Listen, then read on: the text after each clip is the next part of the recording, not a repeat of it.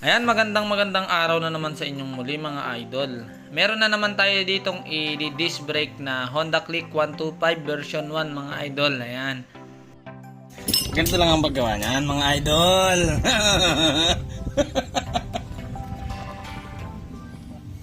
ah.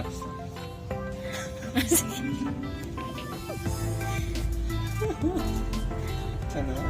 Nagbibideo ka, tawa ka naman kasi. Hindi ay kamayin eh. Seryoso nga tayo.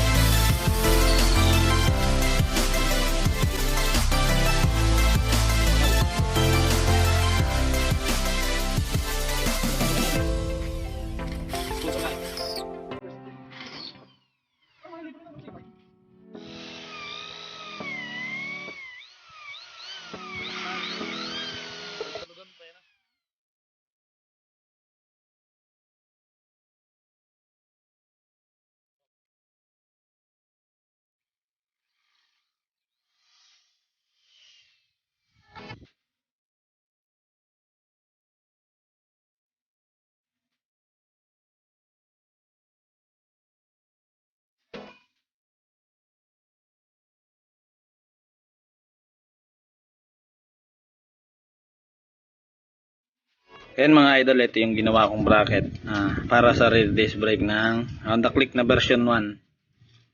Ayan.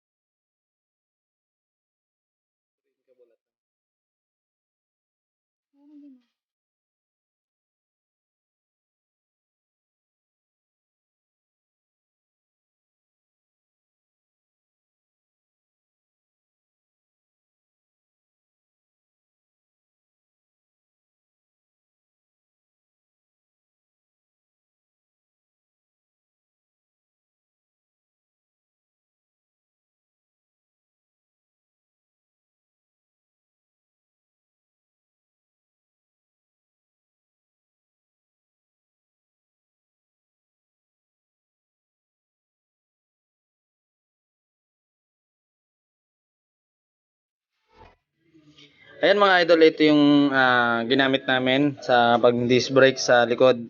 Bali ito sa may-ari kasi to, dala niya. Tapos yung lahat ng piyesang ginamit sa akin na lang. Pero dun sa master kasi gusto niya racing boy. Ayan. Tapos 2 meter brake hose. Ayan. Pinadaan namin dyan. Ayun. Ayan. Kasi yan. Pati dito sa unahan magpapalit na din siya para magkamukha. Tapos lalagyan ko na nandito ng lagayan ng side mirror. Yun. Tapos dito sa likod, ito yung hose. Ayan, ayan, dyan pinadaan yung hose mga idol. Ayan. Ayan. Tapos ito naman yung ginawa kong bracket. Ayan, kung makikita nyo, nakalapat dito sa swing arm.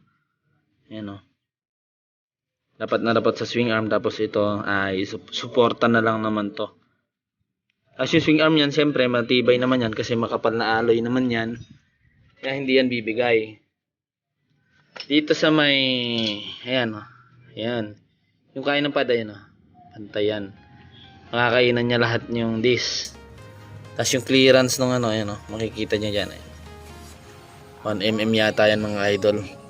Yan, hindi yan sumasayad sa swing arm. Hindi nyo makikita kung pantay yung ikot. Ayan. Ayan. Ayan mga idol, naikabit na natin itong Honda Click. Ayan. Version 1 to mga idol, na i-disc brake na natin. Ayan. Ayan yung posisyon ng caliper niya mga idol. Tapos ito yung bracket. Yung bracket naman ay 6mm. Ayan. Tapos ginamitan natin ang allen, naka-thread dito. Tapos ayan. Ayan, dalawang allen na yan. Para malinis tignan. Ayan. Ayan na, mapapansin nyo yung kain niya. Ayan. Kasi yun yung hose mga idol. Doon pumasok. Ayan o. Ayun. Para malinis pa rin siya tignan. Ayan, totally malinis naman siya mga idol. Siyempre kayo na din ang humusga kung malinis nga ba or hindi yung pagkakagawa natin. Ayan.